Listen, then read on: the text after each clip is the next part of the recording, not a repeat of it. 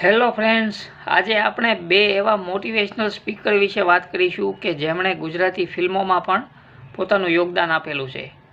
કોઈ ફિલ્મમાં તેમણે અભિનય કરેલો છે, તો કોઈ ફિલ્મમાં તેમણે ડાયલોગ લખેલા છે, તો કોઈ ફિલ્મમાં ફિલ્મની સ્ટોરી જ એમની હોય છે।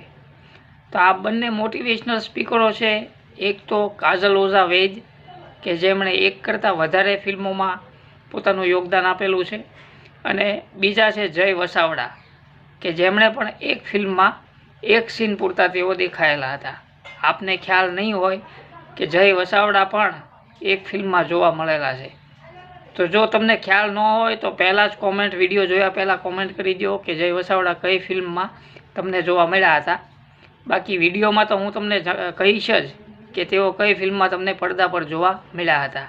ભલે મહેમાન કલાકાર તરીકે જોવા મળેલા, પણ તેમની એકમાત્ર ફિલ્મ છે કે જેમાં તેઓ જોવા મળ્યા હતા। તો નમસ્કાર મિત્રો, હું છું ગજ્જર નિલેશ અને આપ જોઈ રહ્યા છો અમારી યુટ્યુબ ચેનલ રિઝી સિને। આપે હજી સુધી અમારી ચેનલ સબસ્ક્રાઈબ ના કરી હોય તો કરી દો, અને બાજુમાં આપેલા બેલ આઇકનને પણ દબાવી દો, જેથી અમારા આવનારા નવા વિડીયોના નોટિફિકેશન આપને તુરંત મળે। સાથે જ અમારા ફેસબુક પેજ અને ઇન્સ્ટાગ્રામ આઈડીને લાઇક કરવાનું ભૂલતા નહીં। હું એક્ટિંગ કરું છું। મારી એક ફિલ્મને હમણાં સાઉથ ઇસ્ટ એશિયામાં as a best actress award મળ્યો, હૃદયનાથ ઘારેખાનની ફિલ્મને લખું છું। કાજલ ઓઝા વૈદ ખૂબ જાણીતું નામ છે ગુજરાતમાં, કે જેઓ મોટિવેશનલ સ્પીકર તરીકે ખૂબ જ પ્રખ્યાત છે। એમના આર્ટિકલ પણ ઘણી જગ્યાએ પહેલાં છપાયેલા, એમની સ્ટોરી બુક્સ તે પણ ક્યારેક વાંચી શકાય છે। તમે વાંચી હોય તો જણાવશો। તો એમણે બહુ નાની ઉંમરે બાળકી હતા ત્યારે તેમણે 1977ની એક ફિલ્મ દાદા હો દીકરી, આ ફિલ્મમાં તેણે કામ કરેલું હતું। આ ફિલ્મમાં તેમનો શું રોલ હતો, તો આ ફિલ્મ વિશે પહેલાં વાત કરું તો 1977માં આ ફિલ્મ આવી હતી। ફિલ્મમાં વિષ્ણુકુમાર વ્યાસ, રાગિણી અને રણજીત મુખ્ય અભિનેતાઓમાં હતા। અને જ્યારે આ ફિલ્મમાં કાજલ ઓઝા વૈદ ક્યાં દેખાયેલા, તો તેઓ નાની સોનલ બનતી બાળ કલાકાર જે મોટી થઈને રાગિણી બને છે, તો આ રાગિણીના નાનપણનો રોલ જે હતો તે આ સોનલ એટલે કાજલ ઓઝા વૈદ, જેમને તમે ફિલ્મમાં નાની સોનલના રૂપમાં જોઈ શકો છો, કે જેઓ કાજલ ઓઝા વૈદ છે, કે જેઓ ગાડીમાં બેસીને વિષ્ણુકુમાર વ્યાસ એમના દાદા બનેલા, તો એમની સાથે પણ જઈ રહ્યા છે એવો પણ એક સીન છે। દાદાની સાથે એક ગીતમાં પણ તેઓ એક ગીતમાં દેખાય છે। તો આ ફિલ્મમાં કાજલ ઓઝા વૈદ સોનલનું નાનપણનું પાત્ર એટલે રાગિણી ફિલ્મની મુખ્ય હિરોઈન છે, એનો નાનપણનો રોલ એમણે ભજવેલો હતો।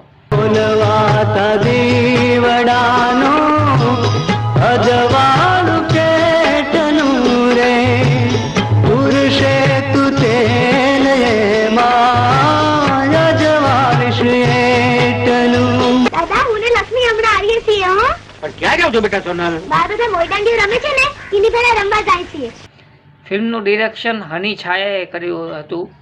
હની છાયા વિશે વાત કરું તો આ હની છાયા છે કે જેમને તમે મહેંદી રંગ લાગ્યો ફિલ્મમાં આ મુંબઈ છે ગીત, જેના પર ફિલ્માવવામાં આવેલું, જે કલાકાર પર કે જે કલાકાર ઘોડાગાડી પર બેઠા બેઠા રસ્તા પર ગીતો ગાઈ રહ્યો છે કે આ મુંબઈ છે, તે આ હની છાયા કે જે આ ફિલ્મના ડિરેક્ટર હતા દાદા હો દીકરી ફિલ્મના। આ મુંબઈ છે। કાજલ ઓઝા વૈદે માનવ ગોહિલ અને પરેશ રાવલના પત્ની સ્વરૂપ સંપટ અભિનીત એક ફિલ્મ સપ્તપદીના ડાયલોગ પણ લખેલા છે, જે આપને ખ્યાલ ન હોય તો જણાવી દઉં।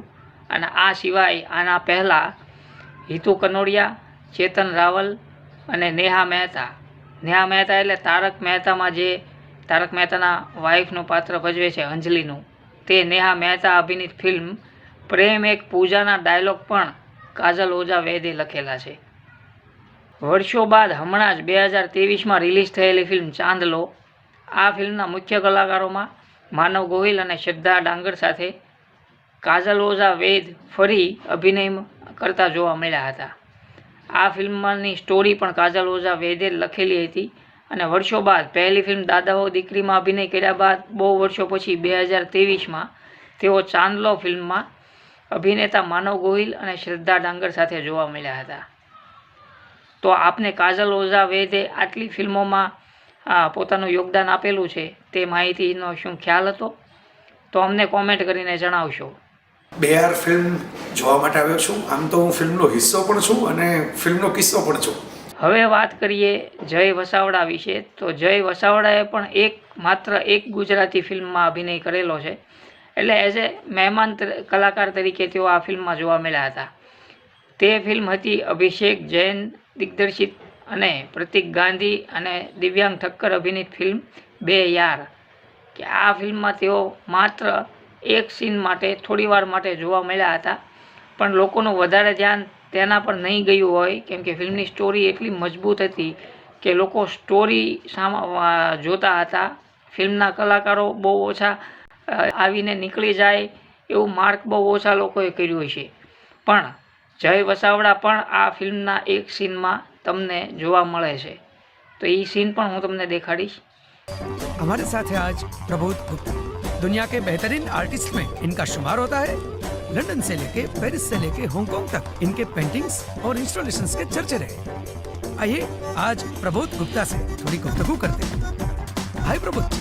તો મિત્રો, આપને આ બંને મોટિવેશનલ સ્પીકર કાજલ ઓઝા વૈદ અને જય વસાવડાના ફિલ્મ અભિનય કરેલો હોય તે માહિતી કેવી લાગી તે અમને કોમેન્ટ કરીને જણાવશો. તે સાથે જ આપ પહેલીવાર અમારો વિડીયો જોઈ રહ્યા હો તો અત્યારે જ અમારી ચેનલને સબસ્ક્રાઈબ કરી દો અને બાજુમાં આપેલા બેલ આઇકનને પણ દબાવી દો, જેથી અમારા આવનારા નવા વિડીયોના નોટિફિકેશન આપને તુરંત મળે. સાથે જ અમારા ફેસબુક પેજ અને ઇન્સ્ટાગ્રામ આઈડીને લાઇક કરવાનું ભૂલતા નહીં. અને હા, અમારા વિડીયો હવે તમને ફેસબુક પર પણ જોવા મળશે. આ જ ચેનલ રિદ્ઝી સિનેના નામથી ફેસબુક પેજ પણ છે. ત્યાં જઈને તમે અમારા જૂના વિડીયો પણ જોઈ શકો છો. એના પર અમે આ સિવાય યુટ્યુબ પર ના મૂકતા હોઈએ તેવું કન્ટેન્ટ પણ અમે ફેસબુક પર અપલોડ કરવાનું હવે વિચારી રહ્યા છીએ. તો ત્યાં પણ તમે પેજ ફોલો કરવા માંડો. Thank you.